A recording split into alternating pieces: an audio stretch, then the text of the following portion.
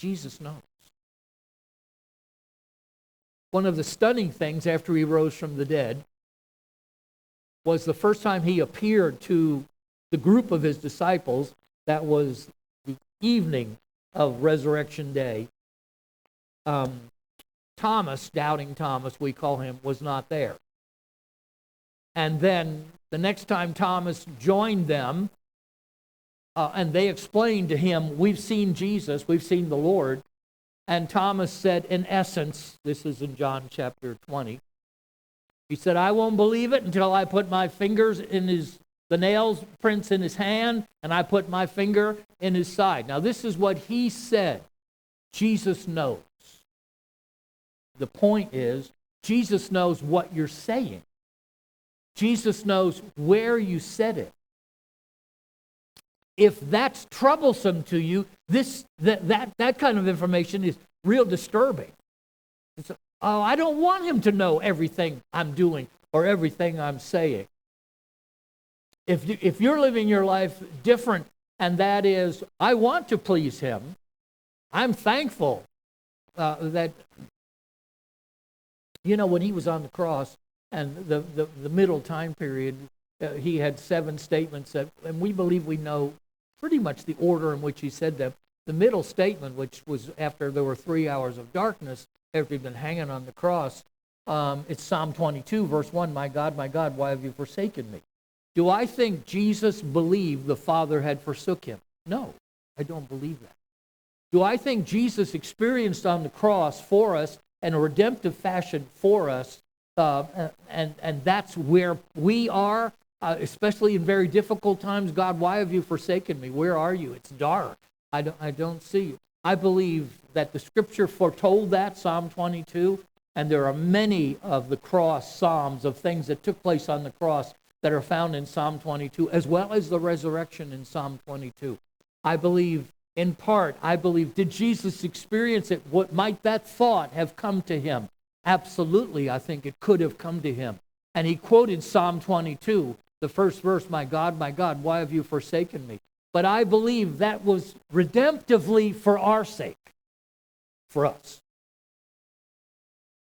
In the difficulties. God, why have you forsaken me? Why this problem? Why this difficult? Why isn't it working? I believe he redemptively covered that and fully experienced it on the cross.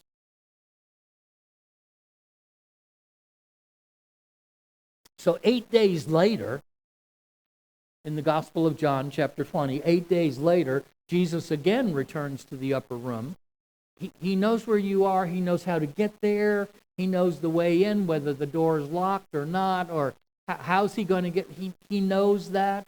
It was several times that they were in the upper room and they were there for fear, and all of a sudden he's there in the middle of the room, speaking peace to them initially, and Jesus was living the moment. He was teaching them. He was teaching the followers that would come even several thousand years later. That's us. The followers he was teaching, showing, living, experiencing. And he went in the second time, which was 8 days after the first time, which was the evening of his resurrection. And he said, again, peace to them. And he goes right up to Thomas. And he said, Thomas, here's my hands. Put your hands in my... And what that screams, it's like, Thomas doesn't say that, but when you read the text, it's clear. You knew what I said 8 days ago in this room. You knew what I said. I believe that was fully for Thomas's sake. I believe it was fully for our sake. He's revealing how he does things. And he told him, put your hands, here's my side, put your hand in my side. And, my God, Thomas didn't. My God. And Jesus told him, as you are familiar, blessed are you, you believe, you have seen me and you believe. Blessed are those who haven't seen and still believe. He knew where Thomas was. He knew how to access him. He knew what he had said. And so he brought it to him. Are you suggesting Jesus knows what I've said every time I've said it? Yes. Everywhere I've said it, oh, yes. Do I think he knows when you're troubled? When I've been troubled the last couple of weeks, as more and more things have come out of, oh no, this is what was going on there. And I thought if there was a single place on the earth that was walking in holiness, fasting, and prayer, and Kansas City and the International House of Prayer, and Mike Bickle who was leading that, and was so sorely disappointed. God, how does this affect me? Jesus, are you aware that I've been troubled by this?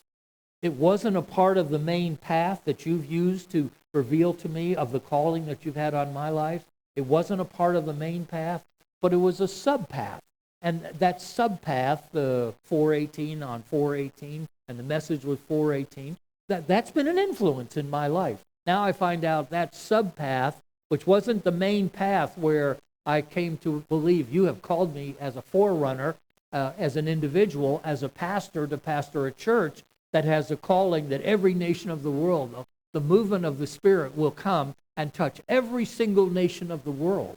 That's the calling on the congregation. So there's an individual calling on my part and the congregation. He knows, and I had accepted, embraced, here's what the 418 means. And so we didn't just have those stairs laid. They've been there since the end of 85. We moved in the last Sunday of 1985. They've been there since 85. Do you think God set that up because he knew there was going to come a time almost 20 years later, 95, 30 years later, 2005, 2025, we're in 24. So almost 30 years he set it up in advance. Yes.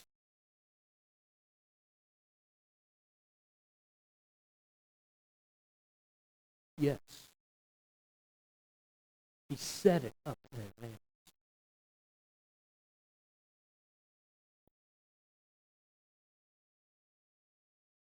He knows.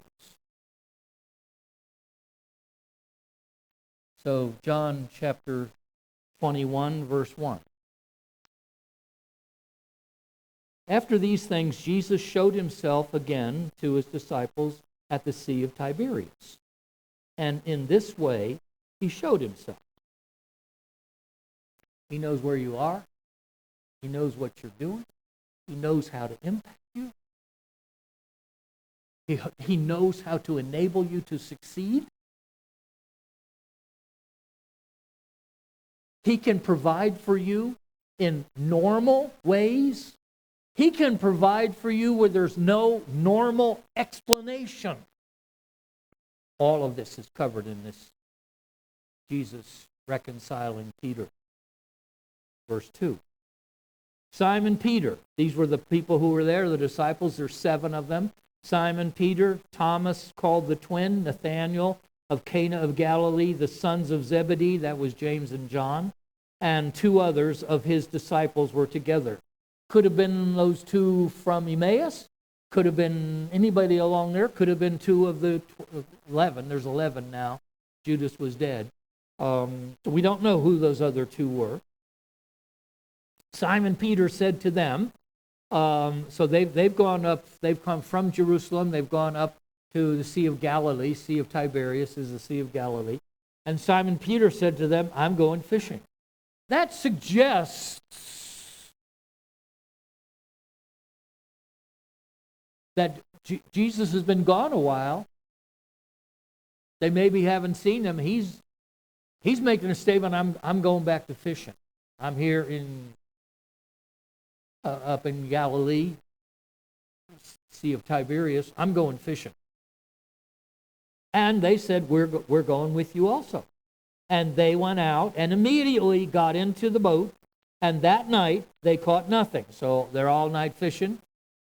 I think Peter's jumping ship to some degree. And if you're jumping ship, Jesus knows where you are. But when the morning had come now, Jesus stood on the shore. He knew where they are. Which shore? It's a big lake, Sea of Galilee. It's a lake. It's a sea. It's a big one. He knew exactly where they were. And yet the disciples did not know that it was Jesus.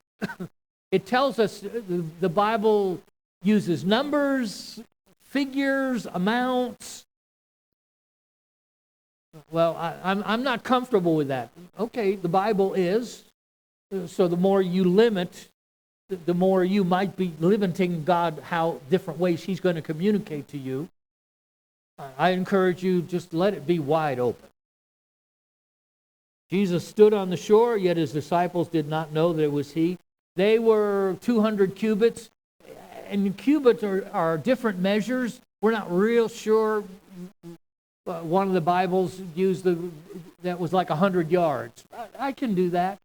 That's about 16 inches. That's not an uncommon definition for how long a cubit was, and there's many other definitions. So I'll take that. It was about 100 yards, so that's a football field. Do I think they saw Jesus at 100 yards away, the football field, that they would have known who it was? I think probably. I think there's a greater explanation. He was disguising himself at the moment. Verse 5. Then Jesus said to them, "Children, have you any food?" And they answered him, "No." So he yells to them. So he was close enough that they could hear and understand. Of course, sound travels over on a lake.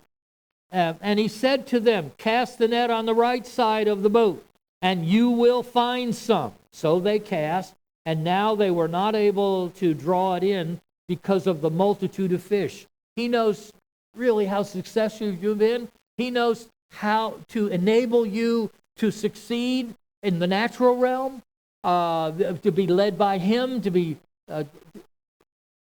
He knows how to do that. And this is really the second time. 3 years ago, this is what He did in the original time period of calling them. He showed them, He knew where the fish were, and He could enable them to be real. So this is the second time. They couldn't draw it in because of the multitude of fish. Therefore, that disciple whom Jesus loved, verse 7, said to Peter, "It's the Lord." This is John the beloved. John wakes up, recognizes, sees Him, understands, and either his eyes are open that it's Jesus, or the miracle that's taken place, something opens his eyes, and he says to Peter, "This is the Lord." Here. And Peter heard that it was the Lord. He put on his outer garment. He took his outer garment on. Some translations said he was naked. Some said he had just an inner garment on. I don't know. But I do know when he heard it was the Lord, He knows how you're dressed.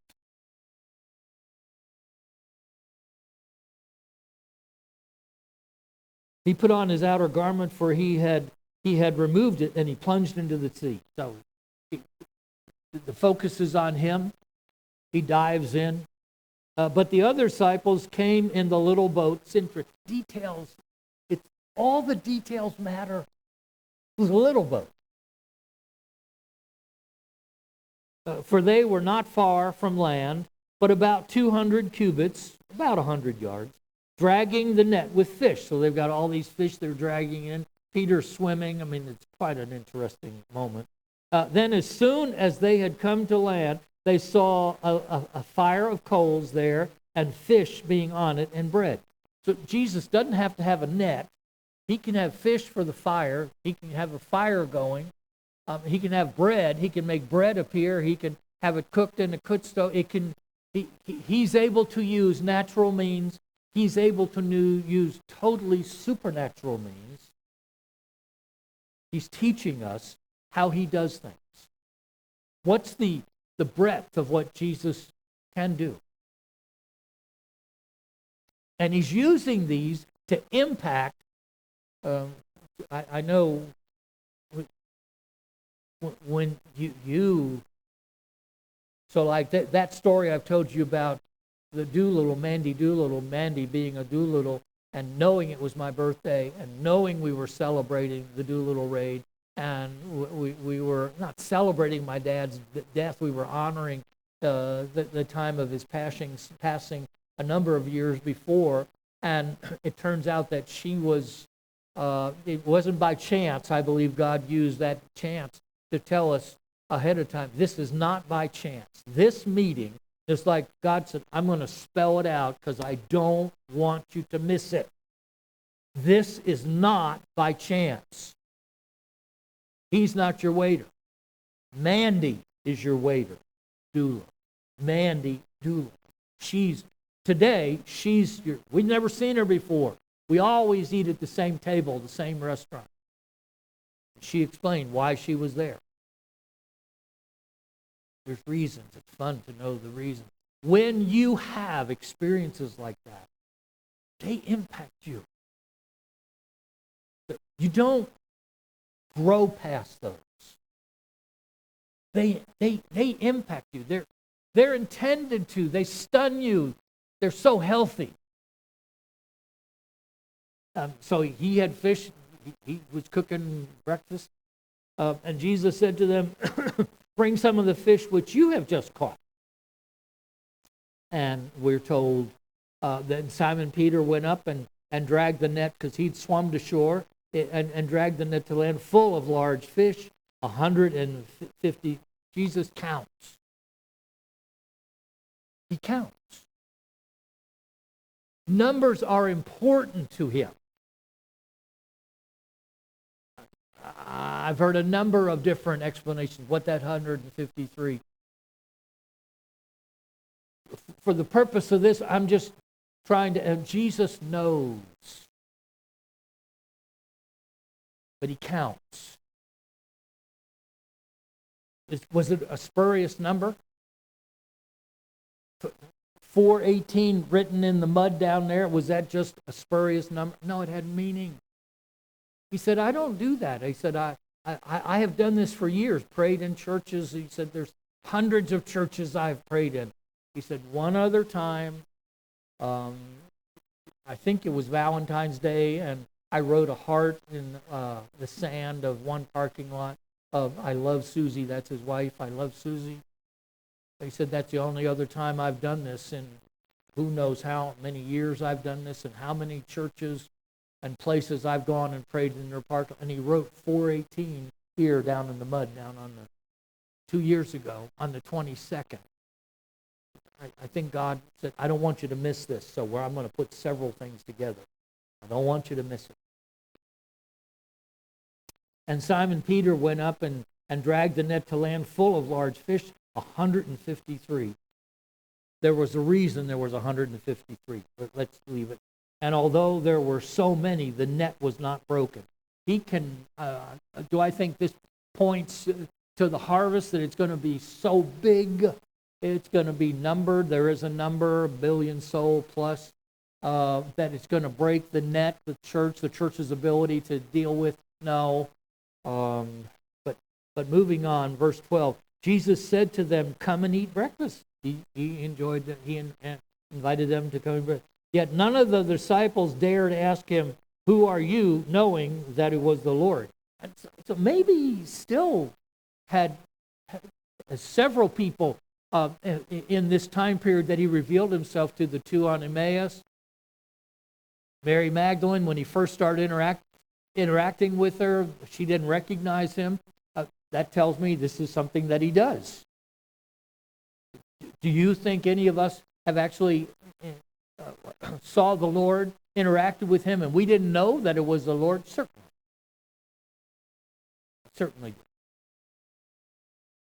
Why? Because a good percentage on that day, the first day that he rose from the dead, experienced that. And this is now, I don't know how many days later, and the disciples, they didn't recognize him. Do I think he, in part, had hidden himself, who he was, from them? I do. Jesus then came and took the bread and gave it to them, and likewise the fish. This is now the third time Jesus showed himself to his disciples, and after he was raised from the dead. It's actually the fifth time that he interacted with Peter.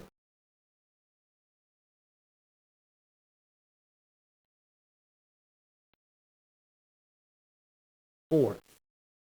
The fourth time he interacted with Peter.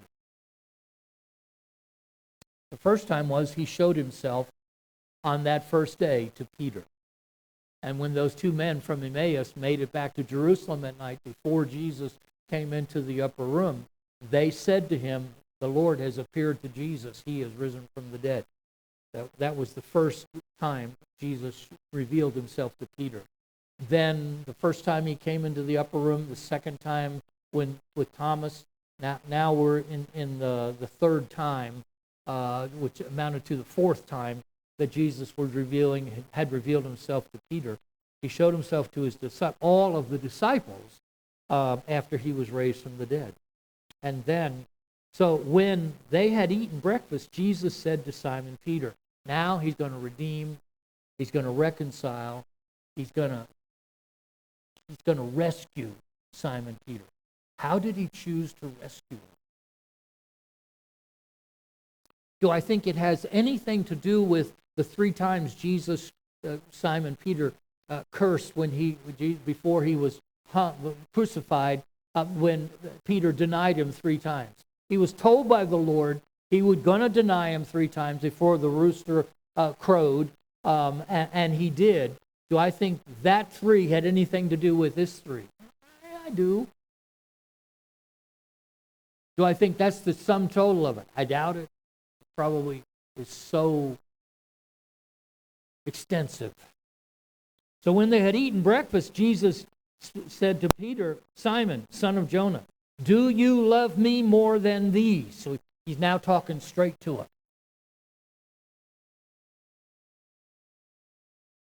Do you love me more than these? Could have been the other disciples. Probably was the fish. There was a whole bunch of fish laying around. 153 minus however many they added to the fire that Jesus had already built.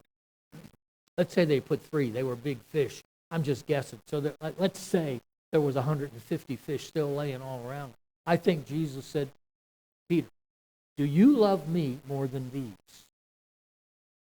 Now, it's interesting that the words that are being used are also communicating something in addition to the words in and of themselves. They're communicating something. So in the Greek, where it says, do you love me, the word love, there's about 4 words in the Greek that are translated love. The 2 primary ones are agape and phileo. Agape is the God kind of love, the kind of love where you're willing to lay yourself down, lay your life down for another. Agape. It's the highest kind of love. Phileo is the love of friends, it's relationship, it's affection. It can be what you have for parents. It's a love of friends, phileo. So if someone comes up to you and said, do you love me? You probably, yes, and let's say you have good relationship with them and you're part of the same family and God, and so you could easily say, yes, I love you. Well, how are you saying that?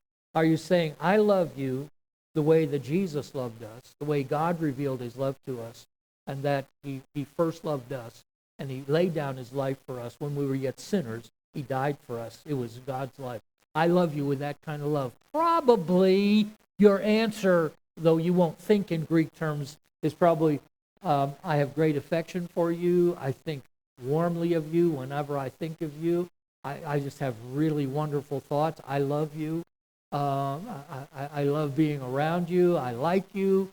And so among the people of the earth, there are a number of them that I feel like I really have great affection for. That's probably what you're saying. It's what I'm probably saying. It's interesting, Jesus asked him, Peter, do you love me, love, agapeo? Do you agape me more than these? I think it was the fish. He said to him, Peter speaking, yes, Lord, You know that I love you. Phileo. Do you love me that you're willing to lay down your life for me? I have great affection for you. I think highly of you. I like being around you. You're my friend. I love you. But that's not the kind of love that Jesus asked him.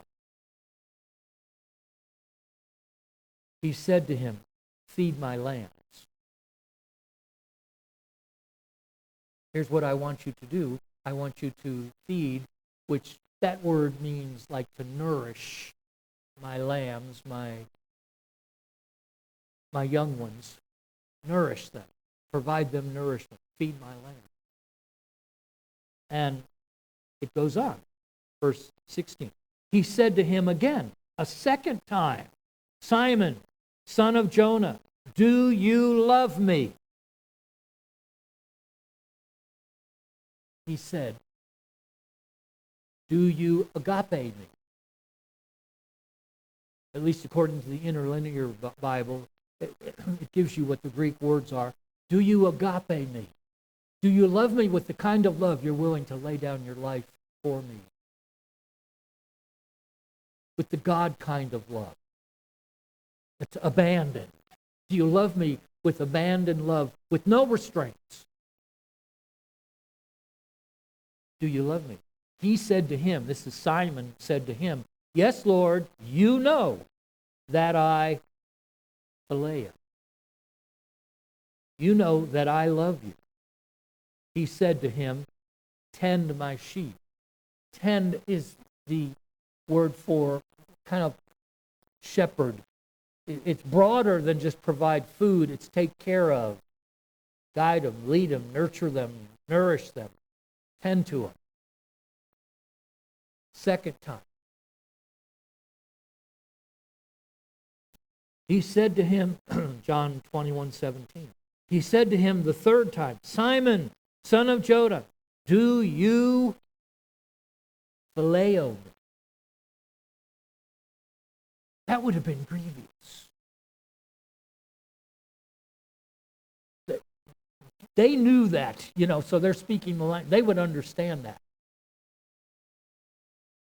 He's so changed. Well, do you at least phileo me? You don't have agape for me. Do you have phileo love?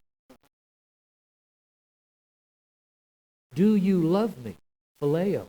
Peter was grieved because he said to him the third time, do you phileo? Do you love me? I think he was grieved, yes, because it was 3 times. I believe he was grieved, yes, because of the word that the interlinear Bible shows us that are found in the texts. He changed the word. Yes, it's the word love, and we lump it all together. I love my dog. I love a cup of coffee. I love...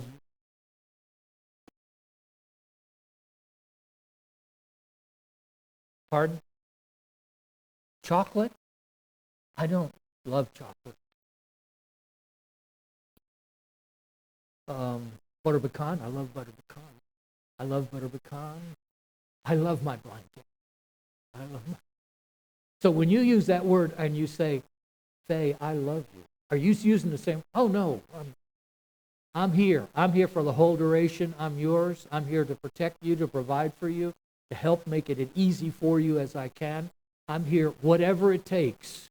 I used to tell her I'd swim the oceans for her, and, after I got maybe 50 yards off of the beach, I decided I can't pull this one off.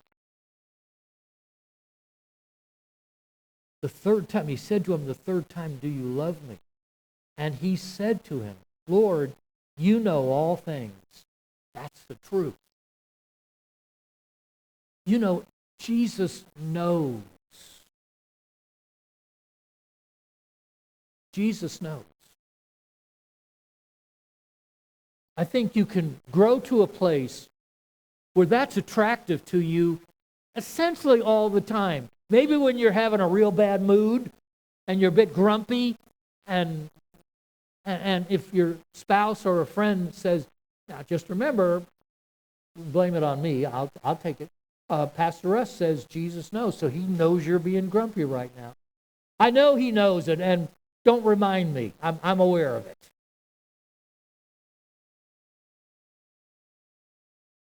But my attitude is, you can, and I think a number of you are in this room. You come to a place of maturity where that's attractive. It's really attractive to you all the time. Whether you're real happy with where you are at the moment, what your performance is, your behavior, it's all the time attractive that Jesus knows. What do I believe the Scriptures are teaching, especially after His resurrection? Among the things, timing, order, purpose, those are huge messages. What's another huge message? Jesus knows. He knows where you are. He knows how to get there. He knows how to get in the door. He knows how to walk through the wall. He knows what you said 8 days ago. And He hasn't forgotten. He remembers. And He knows, in my instance in the last 2 weeks, He knows what has impacted you and how many years it's impacted you. And He wants you to know there's another way that you can interpret 4:18. It could be the platforms and steps on a set of stairs. It could be another passage in the Bible. That's 4:18.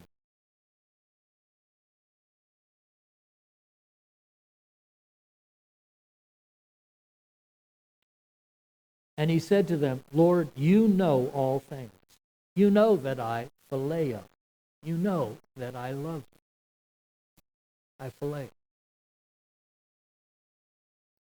Jesus said to him, feed my sheep. Again, it's more the idea of not be a shepherd to them, nurture them, nourish them, provide for them, see that their food they are provided for. Feed my sheep.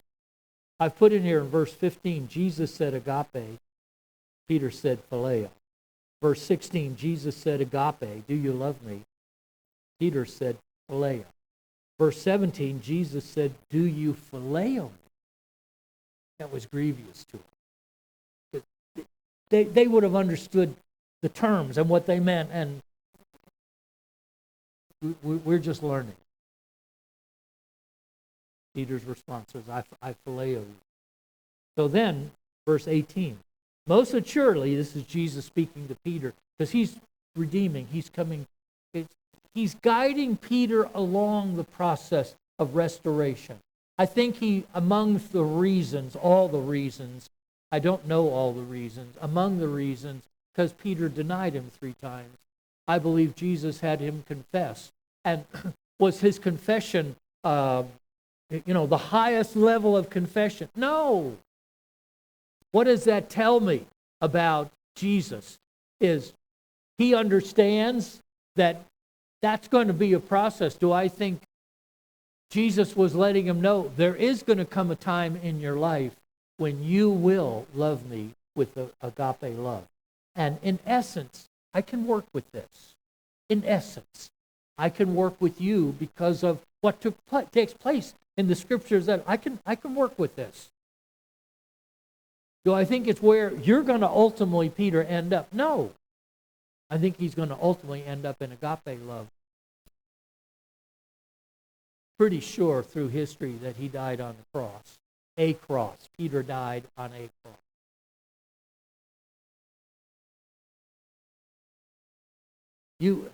Jesus said, I say to you that when you were younger, you girded yourself.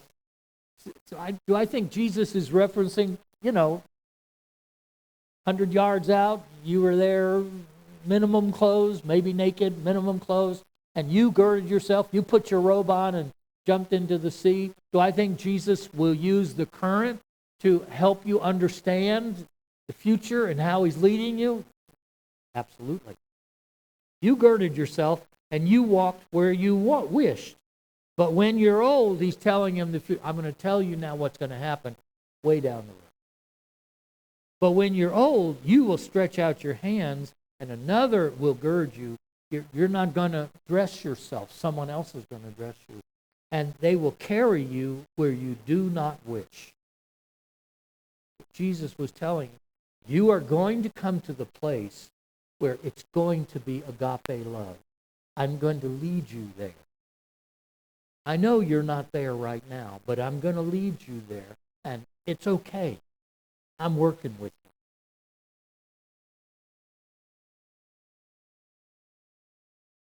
This he spoke, saying, signifying by what death he would glorify God. I think Scripture doesn't want us to miss the point, so it makes it exceedingly clear. He spoke, signifying by what death he would glorify God. And when he had spoken this, he said to him, Follow. Okay, Peter, follow. You love me with a good kind of love, friendship, affection. Okay, we can work with this. Jesus knows. And you could say,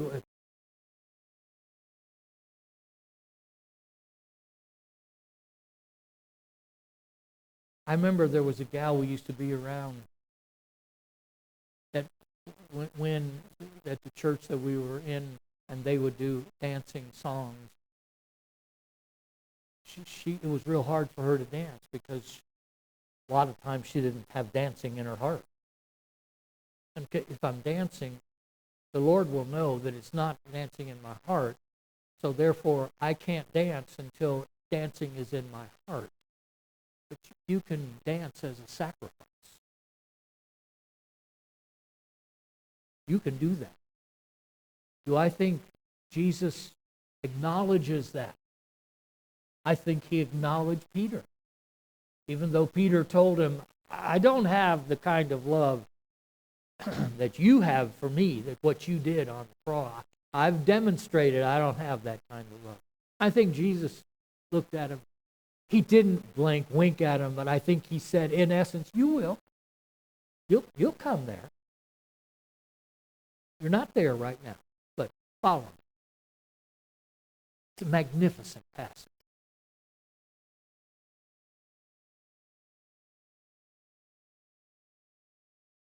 As is common for us, Peter, seeing him, I must have popped ahead. Could you back up one verse for me? Thank you. Then Peter, turning around, saw the disciple, this is John the beloved, saw the disciple whom Jesus loved following, who also had leaned on his breast at the supper and said, Lord, who it is who has betrayed you? So he's looking around, he's seeing somebody else, another one of the disciples, John. It's a very easy thing. What about him? You know, you've just told me what's going on. What about him? Incredible answer, John 20:21. 21:21. Peter, seeing him, said to Jesus, but Lord, what about this man? Speaking about John, the beloved. And Jesus said to him, if I will that he remain till I come, what is that to you? What difference does that make to you? If I want him to hang around for 2.5 centuries, 3 centuries, 2 centuries, whatever it ends up being, what difference is that to you? You follow me. You follow.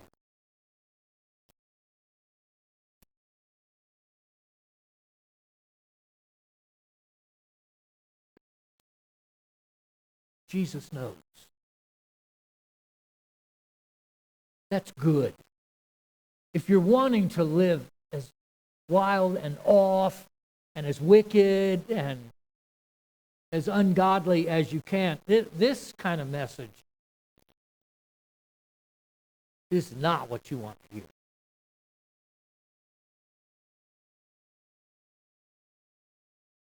Well, I haven't been doing too good this week. Well, he knows. He knows. And based on what I see, he's worked with Peter, he's working with you. He's working with me. He knows. Jesus knows. It's good news. One of the things that's the clearest during the few encounters after his resurrection, before he ascended, it's crystal clear. Jesus knows.